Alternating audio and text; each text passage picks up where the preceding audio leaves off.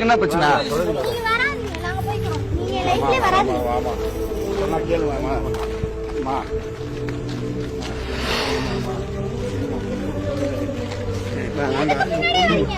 பொண்ணை விட்டாரு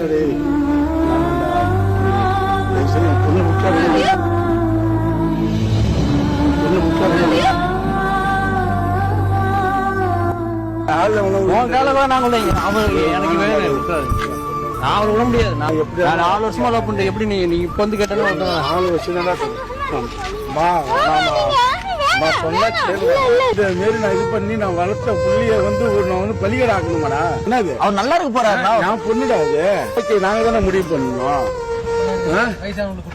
என்னது வயசானவங்க பணக்காரனை கொடுத்தா பணக்காரன்டா, அவன் செல்வா கூட வாழ வேண்டாம்.